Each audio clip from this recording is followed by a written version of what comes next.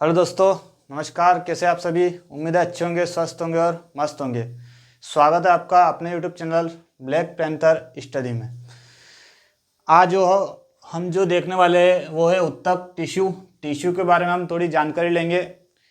थोड़ी सी जानकारी मैंने आपके बोर्ड पर लिखी हुई है। इसके बाद जो हम कुछ क्वेश्चन करेंगे, 30 से 35 के लगभग इसमें क्वेश्चन आपके होंगे, तो देखते रहिए। इसके बहाने में आपको कुछ बाहरी बातें भी आपको समझा दूंगा और क्वेश्चन भी आपके हो जाएंगे, तो दोनों चीज़ें आपके इसमें जानकारी आ जाएगी। तो एक शुरुआत करते हैं छोटे से मोटिवेशन कोट के साथ। कहते हैं कि जो बाहर की सुनता है वो बिखर जाता है, और जो खुद के अंदर की सुनता है वो निखर जाता है। तो अपने आप पर विश्वास रखे, दूसरों की ना सुने, उम्मीद पर टिके रहे और मेहनत करते हैं। जारी रखिए अपनी मेहनत को। देखते हैं हम टिश्यू उत्तक के बारे में थोड़ी सी जानकारी लेते हैं। उत्तक जो है समान कोशिकाओं का एक समूह है। कोशिकाएं मैंने आपको पहला चैप्टर इससे पहले करवा चुका हूँ। कोशिका के बारे में उसमें समझा चुका हूँ। छोटी छोटी कोशिकाएं होती है, कोशिका से बनते हैं उत्तक। तो समान कोशिकाओं का समूह क्या होता है? उत्तक कहलाता है। उत्तक का अध्ययन कहलाता है हिस्टोलॉजी। क्या कहलाता है? हिस्टोलॉजी। उत्तक के जो जनक है वो है मालगिनी। कौन है जनक? मालगिली इसके जनक है। उत्तक का अध्ययन हो गया आपका हिस्टोलॉजी। सबसे पहला जो उत्तक कौन सा था? वो था सिलिड्रेटा संघ का एक उत्तक आता है जिसे हम जेली फिश के नाम से भी जानते हैं। इससे सिलिड्रेटा में जेली फिश नाम की एक फिश आती है, उसको हम देखते हैं हाइड्रा से। और जो उत्तक होते हैं वो कितने प्रकार के होते हैं? वो होते हैं 4 प्रकार के। कितने प्रकार के? 4 प्रकार में आपका सबसे पहला आएगा संयोजी उत्तक, फिर आएगा आपका तंत्रिका उत्तक, फिर आएगा आपका पेशी उत्तक, फिर आएगा उपकला या एडिपोज उत्तक। संयोजी उत्तक कौन कौन से हो सकते हैं? संयोजी उत्तक उसे बोलते हैं जो आपस में जोड़कर रखते हैं। जो शरीर को आपस में जोड़कर रखते हैं उसे बोलते हैं संयोजी उत्तक। जैसे कि अस्थि, रक्त या लसिका ईटीसी और भी इसके द्वारा हो सकते हैं। ऐसे ही तंत्रिका उत्तक कौन कौन से होते हैं? तंत्रिका उत्तक पाया जाता है आपके मस्तिष्क में, जो सूचना का आदान प्रदान करता है। क्या करता है? सूचना का आदान प्रदान। यानी कि हमारे शरीर में सूचना को कौन पहुंचा रहा है, कौन नीचे से ऊपर की और ऊपर से नीचे को लेके जा रहा है, वो है तंत्रिका उत्तक। यानी कि आपके पैर में कोई भी खुजली चलती है या फिर पैर चलते हुए वक्त आपके पैर में कांटा चुभ गया, तो वो कौन पहुंचाएगा? मस्तिष्क तक कौन पहुंचाएगा? तो वो है आपके तंत्रिका उत्तक। पेशी उत्तक में आपके आएगा मांसपेशियां पूरे शरीर में पाई जाती है। सबसे बड़ी जो मांसपेशियां आपके कूल्हे में पाई जाती है ग्लूटिकस मैक्सिमस। सबसे छोटी जो मांसपेशी होती है आपके कान में पाई जाती है वो होती है स्टेपेडियस। तो ऐसी मांसपेशियां, उनके बारे में जान करेंगे। कुल मांसपेशी होती है 639 मांसपेशियां होती है, उनकी जानकारी में हम आपको दे देंगे। अगला जो आता है आपका उपकला या एडिपोस उत्तक। जो आपकी सबसे बाहरी त्वचा है वही आपकी उपकला या एडिपोस उत्तक। तो 4 प्रकार के ये उत्तक होते हैं, इनकी जानकारी आपको होनी चाहिए। थोड़े से पादप उत्तक की जानकारी भी हम ले लेते हैं, इनको हम क्वेश्चन के तौर पर बाकी को कर लेंगे। जो पादप उत्तक होते हैं वो 2 प्रकार के होते हैं। एक तो होता है विभाज्य उत्तक, एक होता है आपका स्थायी उत्तक। विभाज्य उत्तक जो होते हैं वो आपके 3 प्रकार के दिख रहा है आपको। एक तो होता है शीर्ष विभाज्य उत्तक, एक होता है पार्श्व विभाज्य उत्तक, एक होता है आपका अंतर्वेशी उत्तक। शीर्ष विभाज्य उत्तक जो होता है ये पेड़ पौधों की ऊंचाइयों पर पाया जाता है, यानी कि ये पेड़ पौधों को बड़ा करने का काम करता है। क्या करता है? बड़ा करने का कार्य करता है।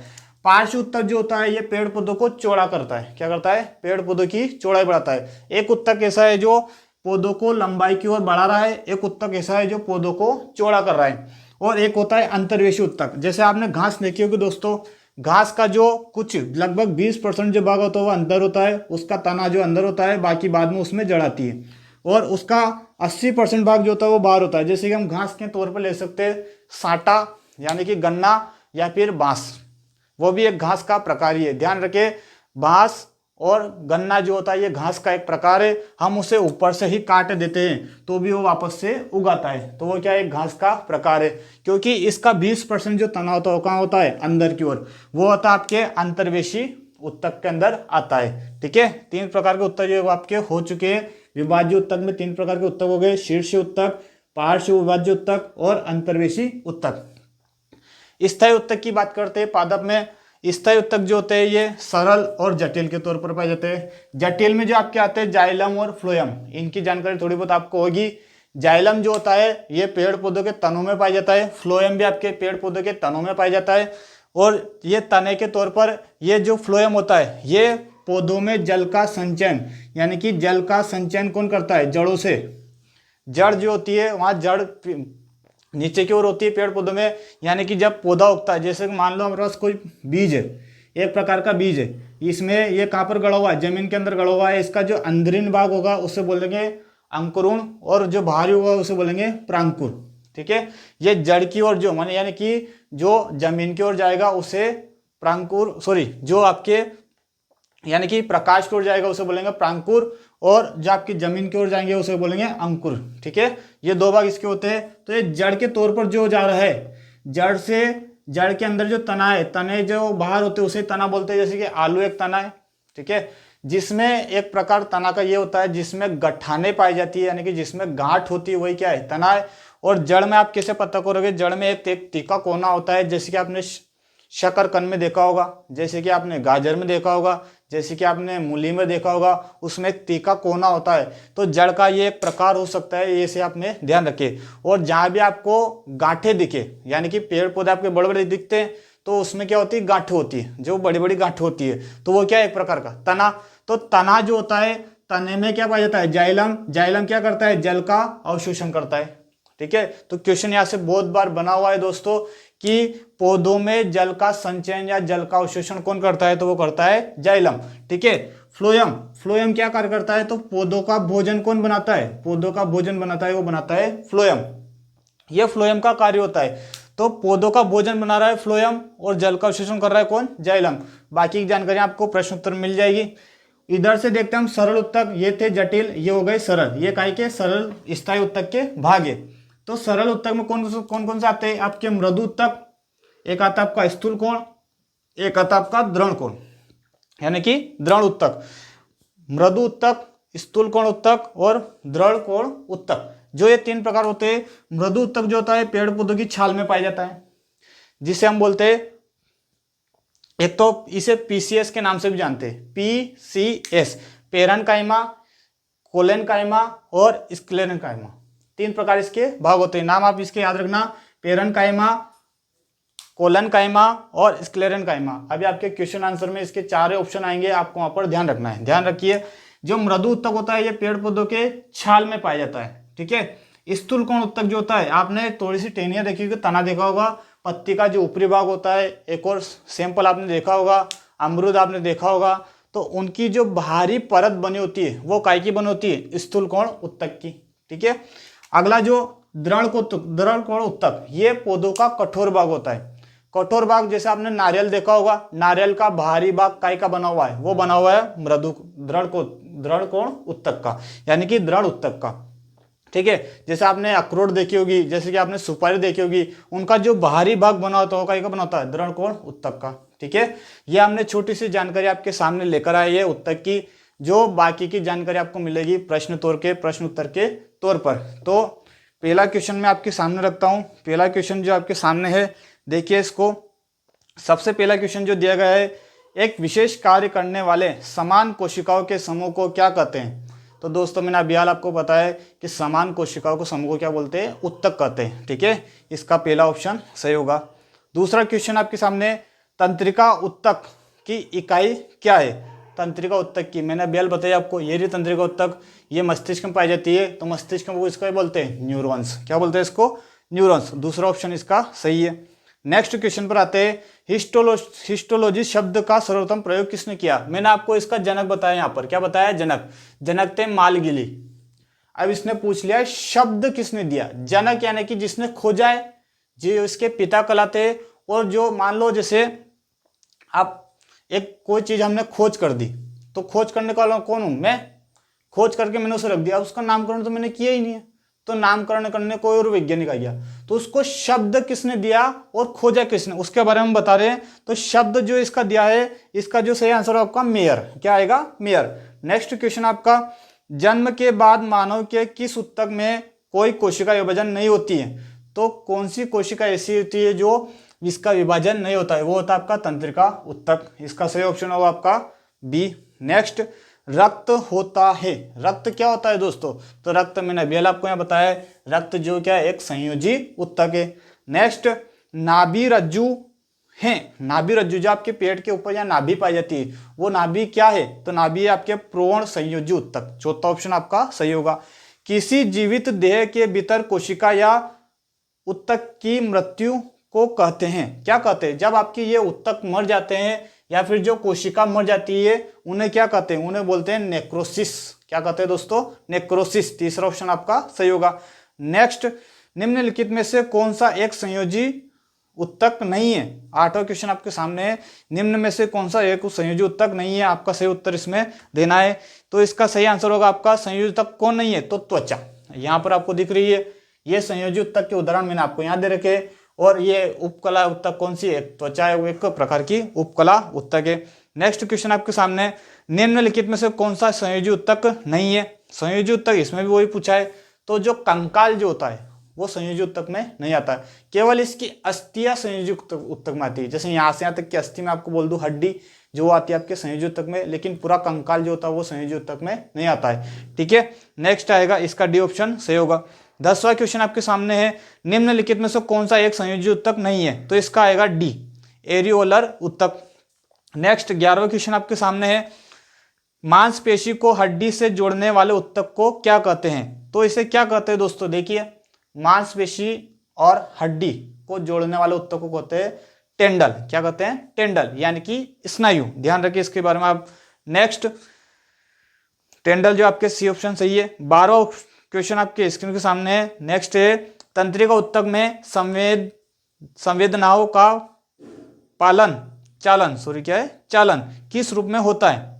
तो इसने बोला है तंत्रिका उत्तक के संवेदनाओं का चालन किस रूप में होता है? इसका ऑप्शन होगा पहला, यानी कि ए। सही ऑप्शन है इसका केमिको मैग्नेटिक वेव। ध्यान रखिए इसका। 13वां क्वेश्चन आपके सामने है, तंत्रिका उत्तक संवेदनाओं का मस्तिष्क तक संप्रेषण किस माध्यम से करता है? तो उस आएगा आपका न्यूरॉन्स। तंत्रिका का जैसे नाम है, आप न्यूरॉन्स को डाल दीजिए आंसर में।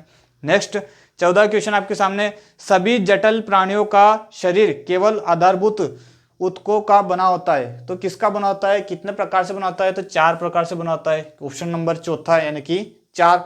जब मेरिस्टेटिक स्थायी उत्तकों के बीच होता है तब उसे मेरिस्टेट कहते हैं। कौन सा होगा? वो होगा अंतर्वेशी। क्या आएगा इसका सही ऑप्शन? अंतर्वेशी। नेक्स्ट आएगा इसका, दो अस्थियां आपस में एक दूसरे से संयोजी उत्तक से जुड़ी होती है, उसे क्या कहते हैं? उसे बोलते हैं लिगामेंट, यानी कि स्नायु। नेक्स्ट, किस उत्तक के नाक, खुर और सिंग जो आपके हम आपने बोल सकते हैं नाखून जो अपने होते हैं, नाखून जो जानवरों में होते हैं, खुर और जो जानवरों में होते हैं सिंग, वो किसके बने होते हैं? तो वो बने थे केराटिन के। किसके? कीरेटिन के। कीरेटिन, सी ऑप्शन आपका सही होगा। 18वां क्वेश्चन आपके सामने है, मानव शरीर में कुल कितनी मांसपेशियां होती है? मानव शरीर में मैंने अभी आपको बताइए 639 मांसपेशियां होती है। नेक्स्ट, मानव शरीर की सबसे बड़ी मांसपेशी होती है, कौन सी होती है? मैंने आपको अभी बातों में बताती है यहाँ पर, सबसे बड़ी मांसपेशी कौन सी होती है? तो ग्लूटियस मैक्सिमस। पहला ऑप्शन इसका सही होगा। नेक्स्ट 20वां क्वेश्चन आपके सामने है, मानव शरीर की सबसे छोटी मांसपेशी, ये भी यही बताया था मैंने आपको, सबसे छोटी जो आपके कान में पाई जाती है वो बोलते हैं स्टेपेडियस। क्या बोलते हैं उसे? स्टेपेडियस। नेक्स्ट 21वां क्वेश्चन आपके सामने है, मांसपेशियों में थकान के इकट्ठा होने से होता है, क्या इकट्ठा हो जाता है? तो लैक्टिक अम्ल इकट्ठा हो जाता है। Option number C. Question number आपका 22वां सामने, निम्नलिखित में से कौन सी दवा मांसपेशियों में दर्द से राहत दिलाने के लिए उपयोग की जाती है? तो होती है प्रतिजैविक। क्या होती है? प्रतिजैविक। नेक्स्ट 23वां क्वेश्चन आपके सामने है, दर्द निवारक महरम आयोडेक्स में किसकी गंध आती है? जो आयोडेक्स आपके बाम आती है उसमें किसकी गंध आती है? तो सुनना, मिथाइल सेलिसिलिक। पहला ऑप्शन है इसका सही होगा आपका, मिथाइल सेलिसिलेट। नेक्स्ट, त्वचा के 24वां क्वेश्चन आपके सामने, त्वचा के नीचे और आंतरिक अंगों के बीच बनता है, क्या बनता है?